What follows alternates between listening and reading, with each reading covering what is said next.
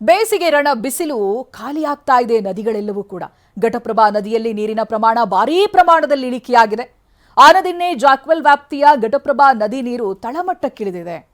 ಬಾಗಲಕೋಟೆ ನಗರಕ್ಕೂ ಕುಡಿಯೋ ನೀರಿನ ಕಂಟಕ ಶುರುವಾಗಲಿದೆ.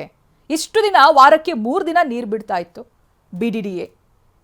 ಇನ್ಮೇಲೆ 2 ದಿನ ಮಾತ್ರ ನೀರು ಸಿಗುತ್ತೆ ಅಂತ ಹೇಳಲಾಗ್ತಾ ಇದೆ. ನಮ್ಮ ಪ್ರತಿನಿಧಿ ರವಿಮುಖಿ ಒಂದು ಪ್ರತ್ಯಕ್ಷ ವರದಿ ಕೊಟ್ಟಿದ್ದಾರೆ, ಬನ್ನಿ ನೋಡೋಣ. ಏನು ಬೇಸಿಗೆ ಬಿರು ಬಿಸಿಲು, ನೆತ್ತಿಯ ಮೇಲೆ ರಣ ವಿಕ್ರಮನ ರೌದ್ರಾವತಾರ ಅಂದ್ರೆ ಸೂರ್ಯನ ಒಂದು ರಣಾರ್ಭಟ. ಇಂತಹ ಸಂದರ್ಭದಲ್ಲಿ ಜಲಮೂಲಗಳು ಖಾಲಿಯಾಗ್ತಾ ಇರುವಂಥದ್ದು. ಈ ನಿಟ್ಟಿನಲ್ಲಿ ಜನರಿಗೆ ಒಂದು ಕಡೆ ಕುಡಿಯುವ ನೀರಿನ ಸಮಸ್ಯೆ ಎದುರಾಗ್ತಾ ಇರುವಂಥದ್ದು. ಪ್ರಮುಖವಾಗಿ ಹೇಳಬೇಕಂದ್ರೆ ನಾನು ಸದ್ಯದ ಮಟ್ಟಿಗೆ ಬಾಗಲಕೋಟೆ ನಗರಕ್ಕೇ ಈಗ ಕುಡಿಯುವ ನೀರಿನ ಸಮಸ್ಯೆ ಬಂದು ಒದಗ್ತಾ ಇರುವಂಥದ್ದು.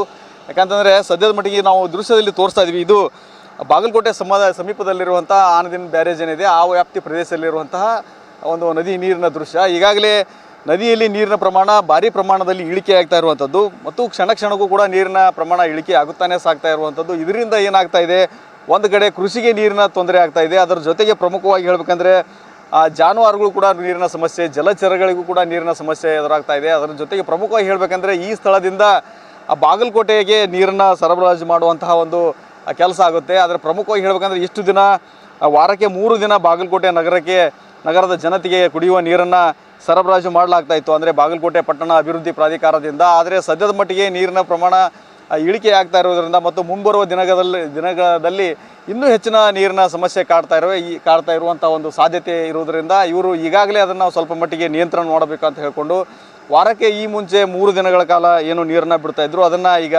ಸದ್ಯಕ್ಕೆ ಇನ್ನು ಮುಂದೆ ನಾವು ವಾರಕ್ಕೆ 2 ದಿನ ಮಾತ್ರ ನೀರನ್ನು ಬಿಡ್ತೀವಿ ಅನ್ನೋದನ್ನು ಈಗಾಗಲೇ ಪ್ರಕಟಣೆ ಮೂಲಕ ಅವರು ಹೊರಡಿಸಿದ್ದಾರೆ. ಇಲ್ಲಿ ಒಂದು ಹೇಳಬೇಕಂತಂದರೆ ಘಟಪ್ರಭಾ ನದಿಗೆ ಹಿಡಕಲ್ ಜಲಾಶಯದಿಂದ ಈ ಹಿಂದೆ ನೀರು ಬಿಡಲಾಗಿದೆ. ಆದರೆ ಸಹಜವಾಗಿ ನದಿ ತೀರದಲ್ಲಿ ಇರುವಂತಹ ರೈತರು ತಮ್ಮ ಕೃಷಿಗೆ ಆ ನೀರನ್ನು ಬಳಸ್ಕೊಳ್ತಾರೆ, ಅದು ಅವರಿಗೆ ಅನಿವಾರ್ಯ ಕೂಡ. ಈ ನಿಟ್ಟಿನಲ್ಲಿ ಅದನ್ನು ಬಳಸಿಕೊಂಡದ್ರಿಂದ ಈ ಒಂದು ವ್ಯಾಪ್ತಿ ಪ್ರದೇಶಕ್ಕೆ ಎಷ್ಟು ಪ್ರಮಾಣದ ನೀರು ಬರಬೇಕಾಗಿತ್ತು ಅಷ್ಟು ಪ್ರಮಾಣದ ನೀರು ಬರದೇ ಕೇವಲ 1 ಮೀಟರ್ನಷ್ಟು ಮಾತ್ರ ನೀರು ಬಂದಿದೆ. ಅದೇ ನೀರು ಇದುವರೆಗೂ ಕೂಡ ಸ್ವಲ್ಪ ಮ್ಯಾನೇಜ್ ಮಾಡೋದಕ್ಕೆ ಸಹಾಯವಾಗಿದೆ. ಆದರೆ ಸದ್ಯದ ಮಟ್ಟಿಗೆ ನೀರು ಎಲ್ಲವೂ ಕೂಡ ಕಡಿಮೆ ಆಗ್ತಾ ಇರೋದ್ರಿಂದ ಕೇವಲ ವಾರಕ್ಕೆ 2 ದಿನ ಮಾತ್ರ ಬಿಡೋದಾಗಿ ಈಗಾಗಲೇ ಅಧಿಕಾರಿಗಳು ಹೇಳಿದ್ದಾರೆ. ಇದರಿಂದ ಇನ್ನೂ ಸ್ವಲ್ಪ, ಯಾಕಂದರೆ ಲಕ್ಷಾಂತರ ಜನ ವಾಸಿಸುವ ನಗರಕ್ಕೆ ಕೇವಲ ವಾರಕ್ಕೆ 2 ದಿನ ನೀರು ಬಿಟ್ಟರೆ ಅದು ಎದಕ್ಕೂ ಕೂಡ ಸಾಲೋದಿಲ್ಲ. ಅದರ ಜೊತೆಗೆ ಇನ್ನೂ ಸ್ವಲ್ಪ ದಿನ ಲೇಟ್ ಆದರೆ ವಾರಕ್ಕೆ ಕೇವಲ 1 ದಿನ ಮಾತ್ರ ಬಿಡ್ತೀವಿ ಅನ್ನೋ ಮಟ್ಟಿಗೆ ಬಂದು ಅಧಿಕಾರಿಗಳು ತಲುಪಿದರೂ ಕೂಡ ಆಶ್ಚರ್ಯ ಪಡಬೇಕಾಗಿಲ್ಲ. ಅಷ್ಟು ಮಟ್ಟಿಗೆ ನೀರಿನ ಸಮಸ್ಯೆ ತಲೆದೋರುವಂಥ ಎಲ್ಲ ಮುನ್ಸೂಚನೆಗಳು ಕೂಡ ಈಗ ಶುರುವಾಗಿರುವಂಥದ್ದು.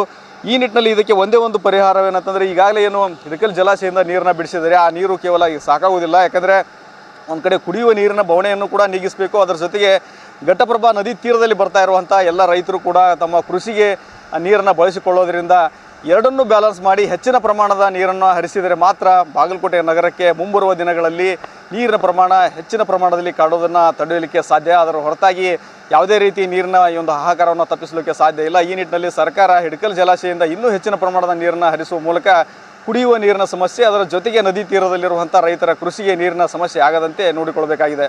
ಕ್ಯಾಮರಾಮನ್ ಬಾಪು ಜೊತೆ ರವಿಮುಖಿ, TV9 ಬಾಗಲಕೋಟೆ.